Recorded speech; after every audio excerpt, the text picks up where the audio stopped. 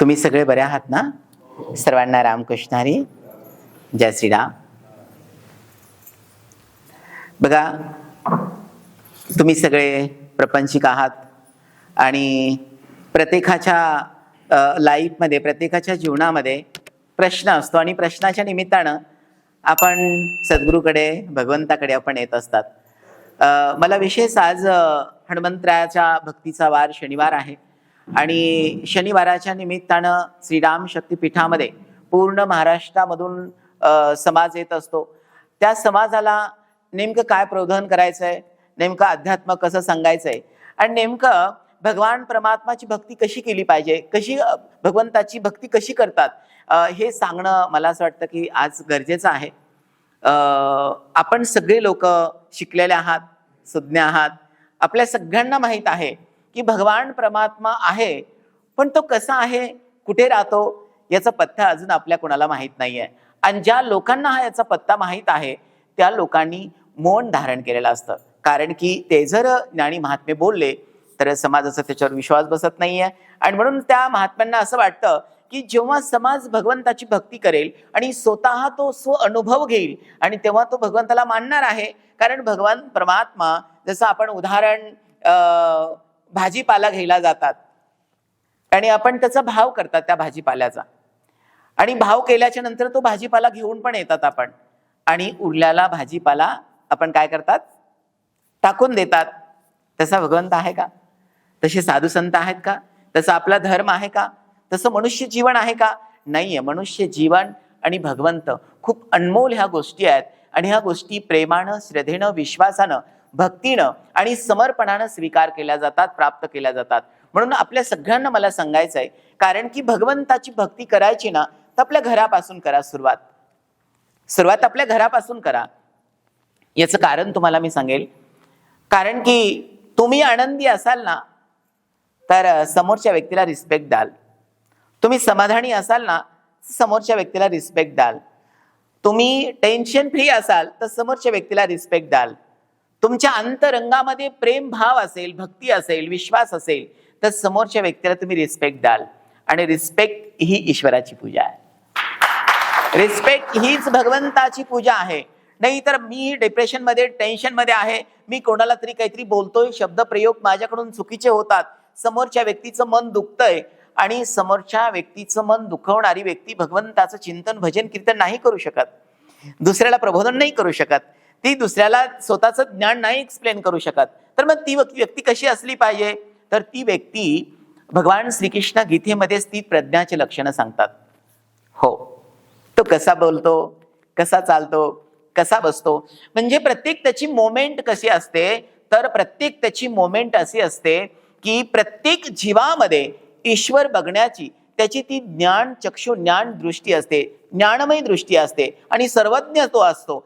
तो कुणामध्ये मतभेद करत नाहीये, कोणाच्या गुणदोषांकडे तो जात नाही, कोणाच्या गुणदोषांचं तो वर्णन करत नाहीये.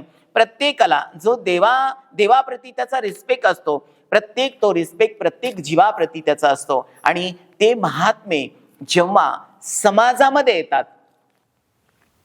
तर कसे असतात? I am in the crowd but not of the crowd.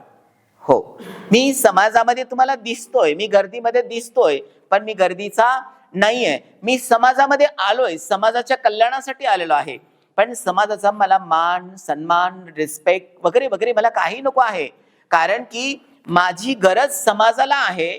माझ्या 2 शब्दांनी, माझ्या वागण्यानी, माझ्या आचरणाने, माझ्या बोलण्याने समाजाला काहीतरी मिळणार आहे आणि समाजामध्ये खूप चांगले लोक आहेत घेणारे. आज तुम्ही गुरुदेवांच्या चरणामध्ये, हनुमंतराच्या चरणामध्ये किती आनंदाने आणि किती आत्मविश्वासाने आपण सगळे बसलेले आहात.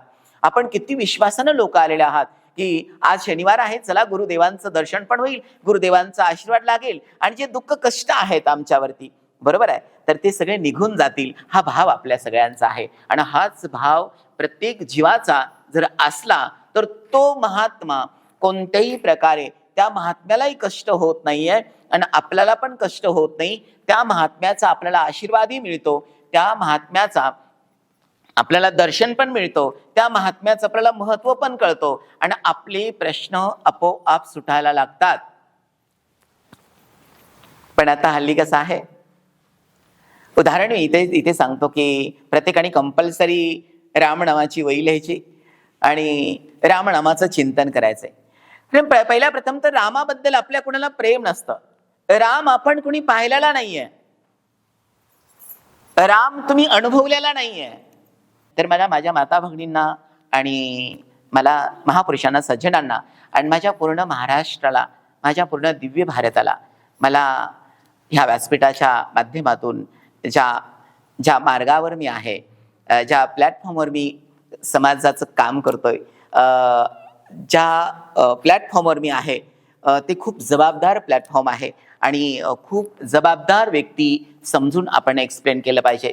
तर मला सगळ्यांना सांगायचं आहे, जर अध्यात्मामध्ये तुम्हाला राहायचं असेल, हो, अध्यात्म शिकायचं असेल, अध्यात्म समजून घ्यायचं असेल, हो, राम नामाशिवाय दुसरी कोणती अशी शक्ती नाहीये की तुम्हाला बरं करेल, तुम्हाला आनंद देईल, तुम्हाला शांती देईल. आता विचार करा, राम नाम गुरुदेव तुम्हाला सगळ्यांना सांगतात. पहिल्या प्रथम तर गुरुदेवाने सांगितलं की आपल्याला अनुभव नसतो, पण लक्ष असू द्या, 2 दिव्य पुरुष या सृष्टी लोकामध्ये, मृत्यू लोकामध्ये भगवान परमात्माने चॉईस केलेले आहेत. 2च असे महात्मे आहेत या सृष्टीमध्ये, एक आई वडील आणि एक सद्गुरू. आयुष्यभर आपल्याला फक्त आणि फक्त सत्मार्ग सांगत असतात. चाहे तुम्ही त्यांना कष्ट द्या, त्यांना दुःख द्या, त्यांचा अपमान करा, त्यांना माना, त्यांना नका मानू, भगवान परमात्माचा प्रत्यक्षात अंश जर कोण असतील तर आई वडील आणि सद्गुरू. हे 2च असे दिव्य पुरुष आहेत की समाजाला योग्य मार्गदर्शन करत असतात. म्हणून मला आपल्या सगळ्यांना सांगायचं आहे, एकदा माझ्यावरती थोडा विश्वास ठेवा आणि एकदा राम नामाची वही हातामध्ये घ्या, बरोबर आहे, आणि दृढ निश्चय करा, मनामध्ये एक संकल्प करा. कारण की ज्याच्या मनामध्ये विकल्प आहे त्याला संकल्प करावा लागतो. कारण संसारिक माणसाच्या मनामध्ये विकल्प असतो, हो की नाही, होईल का नाही, रामराम लिहिल्यानं काय होतं, वगैरे वगैरे वगैरे बरेचसे असे प्रश्न आहेत. आणि संकल्प करा की गुरुदेवा, हो, आतापर्यंत ना मी बऱ्याच लोकांवर विश्वास ठेवत आलो, पण मला अनुभव काही प्राप्त झाला नाहीये आणि म्हणून गुरुदेवा मला कुठेतरी कमी विश्वास वाटतोय, पण मी आजपासून प्रॉमिस करतो गुरुदेव तुम्हाला की माझा तुमच्यावरती विश्वास आहे, माझा राम नामावरती विश्वास आहे. आणि तुम्ही राम नामाची वही लिहायला सुरुवात करा. मनापासून तन्मन धनाने राम राम म्हणा. तुमच्या अंतरंगामध्ये जे काही विकार आहेत, तुमची जी निगेटिव्ह विचारश्रेणी आहे, तुमची थिंकिंग निगेटिव्ह आहे, तुम्ही नेहमी स्ट्रेसमध्ये असतात, टेन्शनमध्ये असतात, नेहमी तुम्हाला असमाधान वाटतं, समाधान तुम्हाला वाटत नाहीये, आणि नामचिंतन केल्याच्या नंतर 5 मिनिटांनी, 10 मिनिटांनी, 20 मिनिटांनी तुम्हाला स्वतःला असं वाटेल, हो, मी काहीतरी खूप चांगलं पुण्याचं काम केलेलं आहे. आणि जेव्हा तुम्हाला वाटेल ना, माझ्याकडून आज काहीतरी चांगलं काम झालेलं आहे, असं समजायचं की भगवंताला तुमचा भाव, तुमचं नामचिंतन आवडलेलं आहे आणि तो विचारा हेल्प करण्यासाठी, मदत करण्यासाठी तुमच्या संकटाला धावून येत असतो. हो, माझा अनुभव मी एक्सप्लेन करतो.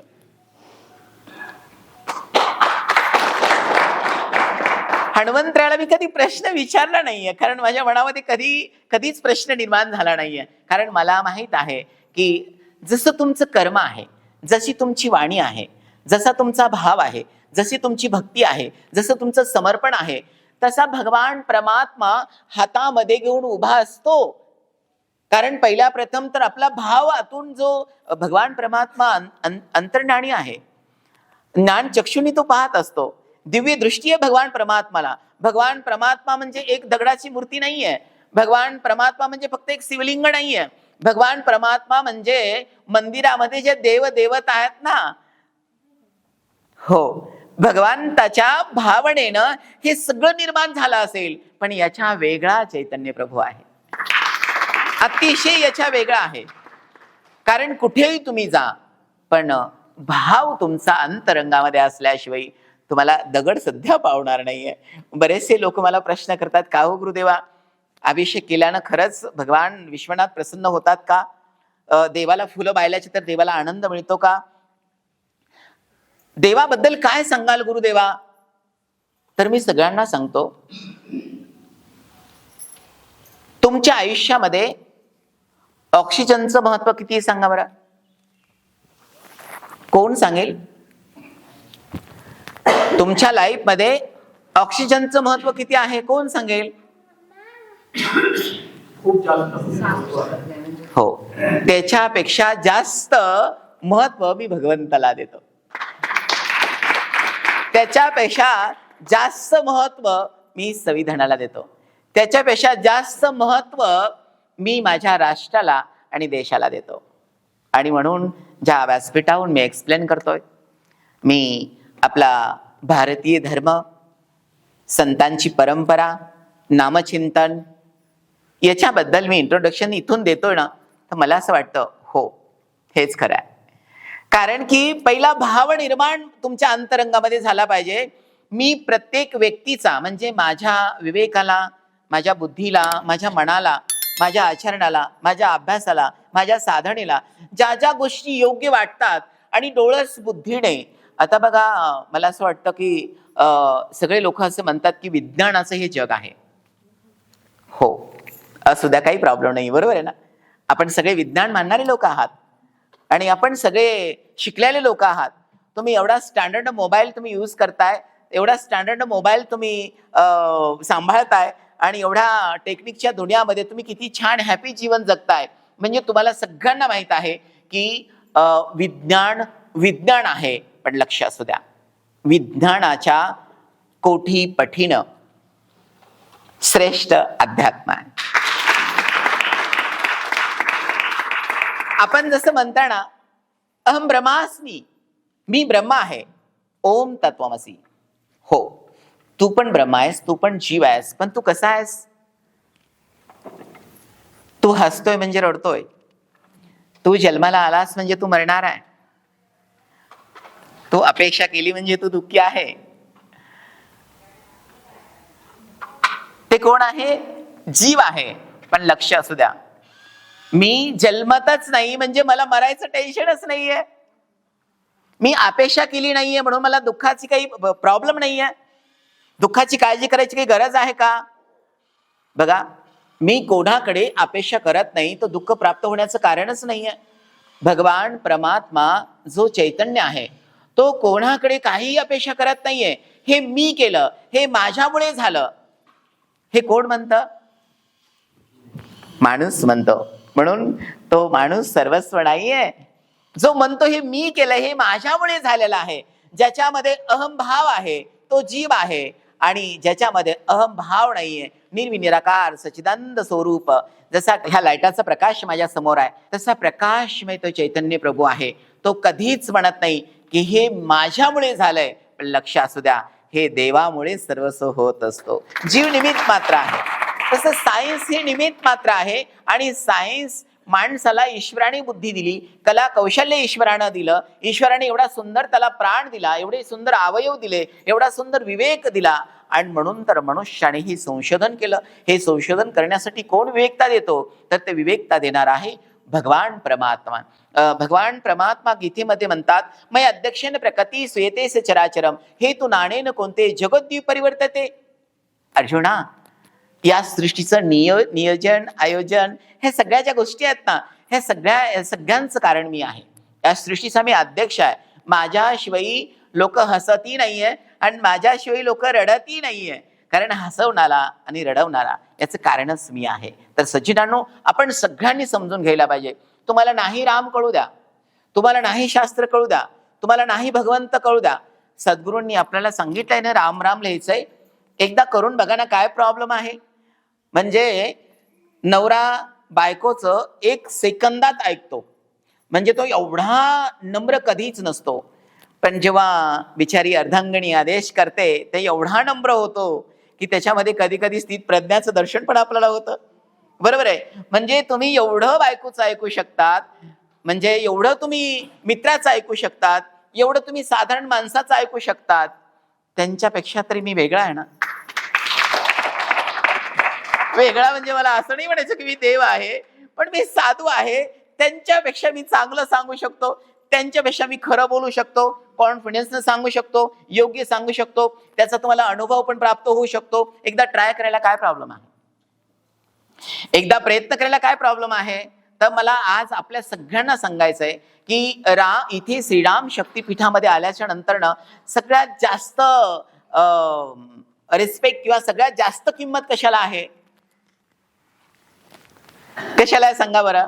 श्रीराम शक्तीपीठामध्ये सगळ्यात जास्त किंमत आहे नामचिंतनाला. राम राम म्हणता रामची होईजे, पदी बैसुनी पदवी घ्यायचे. आणि सर्वात महत्वाची गोष्ट भगवंताचं चिंतन कराल तर मंगल शब्द बोलाल ना, कुठेतरी विश्वास ठेवाल तरच तुम्हाला कॉन्फिडन्स येईल, कुठेतरी नम्र व्हाल, हो तेव्हा तर तो भगवान परमात्मा तुमच्या नम्र भावाला, तुमच्या प्रेमाला, तुमच्या भक्तीला, तुमच्या समर्पणाला, तुमच्या त्या हळव्या हृदयाला हो स्वीकार करतो. पत्रम पुष्पम फलम तोयम योमे भक्त्या प्रयेशती. भगवान श्रीकृष्ण गीतेमध्ये सांगतात, जो भक्ती भावाने मला पानफुल वाहतो हो मी त्याला प्राप्त होतो. म्हणजेच त्याने दिलेला जो नैवेद्य आहे प्रेमानं मी त्याचा स्वीकार करतो. आणि आपली भक्ती जर भगवान स्वीकार करत असेल, हो जन्म मरणाच्या बंधनातून तो जीव सुटला. पण लोकांचा विश्वास असला पाहिजे. कोणाकोणाचा विश्वास? रामनामावर सांगा, वर हात करा. कोणाकोणाचा विश्वास आहे? बघा हनुमंतराय सर्व पाहताय. विश्वास and promise. Good good good. एक स्वतःसाठी टाळ्या वाजवा सगळे. थँक्यू. बघा आतापर्यंत माझ्या जर्नीमध्ये मी इथे जे बसलो ना, जो माझा कॉन्फिडन्स आहे ना, आतापर्यंतचा माझा जो प्रवास आहे हो खूप स्ट्रगल पूर्ण आहे. मी इथे बसलोय ना तर फक्त आणि फक्त या साधूवरती, हनुमंत नावाच्या साधूवरती, संतावरती माझा विश्वास आहे आणि त्याच्या नामावरती माझा विश्वास आहे. हनुमंताने रामाला आपलंच केलं. हनुमंताने काही गिफ्ट दिलं होतं? हनुमंताने रामाला काही कपडे दिले होते? हनुमंताची जमीन रामाच्या नावावर करून दिली होती? रामाला काय हनुमंताने दिलं होतं? रामावरती फक्त आणि फक्त हनुमंताने नामाच्या माध्यमातून प्रेम केलं. आणि विश्वाचा मर्यादा पुरुषोत्तम, विश्वाचा आत्मा, विश्वाचं सुंदरपण, विश्वाचं मांगल्य, विश्वाचा मालक हो लाखो साधना प्रयोग केल्यानं तो प्राप्त होत नाही, ते माझ्या हनुमंताला प्राप्त झाला.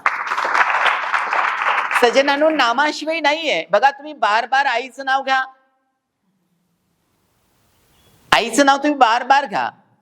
जिथे आई असेल, जिथे ती माऊली असेल, त्या माऊलीला अंतःकरणामध्ये आपोआप आनंद होईल, तिचा आजार बरा होईल, तिची ताण भूक हरवेल. आणि जेवढं तुम्ही नामस्मरण करता ना त्या माऊलीचं, आईचं, तेवढं त्या आईला बरं वाटेल, तेवढं त्या बापाला बरं वाटेल, तेवढं त्या देवाला बरं वाटेल, तेवढं त्या गुरुला बरं वाटेल. तुम्ही मित्राचं नामस्मरण करा, तेवढं मित्राला बरं वाटेल. हो बायकोचं जरी नाव घेतलं ना तेवढं तरी तिला बरं वाटेल, नवऱ्याचं जरी नाव घेतलं ना तरी त्याला बरं वाटेल. म्हणजे नाम कोणाचंही घ्या तेवढाच त्याला आनंद होईल. आणि म्हणून भगवंताच्या नामाला महत्व आहे. भगवान परमात्मा म्हणतात, ज्याचा जसा भाव आहे हो मी तसा त्याला आहे, हो तसा तसा मी प्राप्त होतो. नामाला फार महत्व आहे. विचार करायची गोष्ट आहे, जर आपलं नाव जर घेतलं, जर नवऱ्याला आनंद होतो, बार बार माझी बायको माझं नाव घेते, बायकोला आनंद होतो, बार बार माझा नवरा माझं नाव घेतोय, आईला आनंद होतो, माझा मुलगा आणि सून मला बार बार नाव घेतात, बापाला आनंद होतो, गुरुला आनंद होतो, मग देवाला का बरं होत नसेल सांगा बरं? तर आपल्या कोठी पठीनं देवाला आनंद होतो. माझ्या माऊल्यांना आणि माझ्या महापुरुषांना सांगायचंय, माझ्या कोणत्याही चमत्काराची वाट बघू नका. जेव्हा मी तुम्हाला सांगत असतो ना रामनामाचं चिंतन करा, असं समजायचं तुमचा प्रश्न सुटला. कारण तुमचा प्रश्न सोडणारे तुम्ही आहात, मी नाहीये. कारण मी काय देव नाहीये, मी काय देवाचा अवतार नाहीये. मी तुमच्यासारखाच एक माणूस आहे. भगवान परमात्माने तो विवेक, भगवान परमात्माने तो रिस्पेक्ट किंवा भगवान परमात्माचा तो निर्मळ भाव असेल की त्याने एवढी चांगली वाणी देवानं दिली. आणि मी एक्सप्लेन करतो आपल्या सगळ्यांना, देवाचं नाव घेतल्याशिवाय, देवावर प्रेम केल्याशिवाय मला असं वाटतं की आपला भाव त्याच्यावरती बसत नाही आणि त्याचा प्रभाव आपल्यावरती पडत नाहीये. काही लोक ना असे कोरडे वावा करणारे खूप लोक असतात, एक प्रोसेस म्हणून ते करतात. लक्ष असू द्या, कोरड्या जमिनीमध्ये जर तुम्ही बीज टाकलं आणि त्याला ओलावा नाही दिला, त्याला जर पाणीच तुम्ही दिलं नाही तर ते बीज येईल का? जमीन ओरिजिनल आहे, बीज पण ओरिजिनल आहे. पण त्या दोघाला एकरूप करणार, त्या दोघाला आपण काय म्हणू, प्रोसेस करायला लावणार, हो, तो गारवा जर नसेल ना, हो, ते बीज येणार नाहीये. लक्ष असू द्या. तसंच पाण्यासारखं हे प्रेम आहे, हा भाव आहे, ही भक्ती आहे. ही भक्ती जर तुम्ही केली तरच त्या देवापर्यंत आपण पोहोचू. जशी बीजाची आपण काय म्हणू, प्रोसेसनं एका बियाचं मोठं झाड येतं आणि त्याला हजारो फळं लागतात. आणि त्याचप्रमाणे तुम्ही एकदा जर भाव ठेवला, तुमचा भाव असा असला पाहिजे, आजूबाजूचे लोक सगळे निगेटिव्ह आहेत, आजूबाजूचे लोक तुम्हाला सांगताय की राम राम लिहिल्यानं काय होतं, तिथे गेल्यानं काय होतं, तर मला असं वाटतं की त्या लोकांना तुम्ही इग्नोर करा. हो, त्यांच्याकडे तुम्ही दुर्लक्ष करा. आणि तुमचा जो गोल आहे, तुमचं जे देह आहे, हो, त्या देहाकडे आपण लक्ष दिलं पाहिजे. तर आपण काय करतात, जास्त आजूबाजूवर आपण विश्वास ठेवतात. लक्ष असू द्या. जेव्हा तुम्ही भगवंताची भक्ती करायला लागतात ना, तेव्हा लोक तुम्हाला वाईट मानायला सुरुवात करतात. आणि जेव्हा भगवंत तुमचा स्वीकार करतो ना, तेव्हा लोक तुम्हाला शरणागत येतात, शरणागत होतात. हो, ही भक्तीची प्रोसेस आहे. समाजामध्ये जेवढे तुम्ही राम राम म्हणाल, जेवढी भगवंताची भक्ती कराल, तेवढे लोक नावं ठेवतील. पण एकदा तुम्ही त्या पदापर्यंत पोहोचले, आपण म्हणतो ना, ब्रह्म आले हाता मग कैशी चिंता. जर जादूची कांडीच हातामध्ये आली तर बाकी कुठे जायची गरज आहे का? तसं बघा, देव कोणाकडून घेतला जात नाही, देव दानही केल्या जात नाही, देवाची अशी दिशाही दाखवल्या जात नाहीये, देवाची खुणी दाखवल्या जात नाहीये, खुणही सांगितल्या जात नाहीये. तर देव जसा मंदिरामध्ये आपण बघतात आणि लगेच आपण नमस्कार करतात, कोणी आपल्याला तीर्थयात्रा सांगितली की आपण नमस्कार करतात, विश्वास ठेवतात का नाही? त्याच्यातला थोडासा राळ्या एवढा जरी आपल्या स्वतःवर विश्वास ठेवला आणि जेव्हा स्वतःमधला तुम्ही देव बघाल, हो, तुम्ही देव झाले. दुसऱ्याला बघणं सोपं आहे, दुसऱ्याला झेज करणं फार सोपं आहे, पण स्वतः अंतरी मनामध्ये जाऊन बघणं आणि स्वतःला जज करणं फार अवघड आहे. म्हणून माझ्या माऊल्यांना आज मला सांगायचंय, श्रीराम शक्तिपीठाचं सर्वस्व, श्रीराम शक्तिपीठाचं वैभव, श्रीराम शक्तिपीठाची ज्ञानगंगा, श्रीराम शक्तिपीठाचं अस्तित्व, श्रीराम शक्तिपीठाचे इष्टदैवत, श्रीराम शक्तिपीठाचं सर्वस्व जर काय असेल ना, हनुमंतराय आणि रामनाम आहे. म्हणून आज आपल्या सगळ्यांना मला सांगायचंय, राम नामाची वही कंपल्सरी घेऊन जायचे. ज्याने राम नामाची वही नेलेली आहे त्याने लिहून काढायची, लिहिल्याच्या नंतर शनिवारी आणून द्यायची. आणि बघा ना, मला असं वाटतं की माझ्यावर विश्वास थोडा ठेवा, कारण माझ्यावर विश्वास असेल तर इथपर्यंत याल तुम्ही, देवावर विश्वास असेल तर इथपर्यंत याल, आणि थोडा स्वतःवर पण विश्वास ठेवा. आणि जेव्हा रामनामाचं चिंतन कराल, तुम्हाला जर अनुभव आला तर मला असं वाटतं, छाती ठोकून पूर्ण कॉन्फिडन्स, आत्मविश्वासानं सगळ्या जगाला सांगा, राम एक परम सत्य आहे, गुरु एक परम सत्य आहे, हनुमंतराय एक परम सत्य आहे, भक्ती एक परम सत्य आहे, गुरु कृपा एक परम सत्य आहे, आणि जे मी मार्गाने सत्याच्या चालणं हे सत्य आहे. का जग स्वीकार करणार नाहीये, का समाज स्वीकार करणार नाहीये? तर खूप छान आपण सगळ्यांनी श्रवण केलं. मी हनुमंतराकडे विनंती करेल, भगवान परमात्मा आपल्या सगळ्यांना उदंड आयुष्य दे, आरोग्य चांगलं दे, सगळ्यांच्या मनोकामना पूर्ण कर. तुमच्या हृदयामध्ये असं श्रीराम शक्तिपीठाबद्दल, गुरुदाबद्दल प्रेम राहो. तुम्ही खूप आनंदी राहा, अध्यात्मामध्ये जीवन जगा. सर्वांना रामकृष्णारी. जय श्रीराम.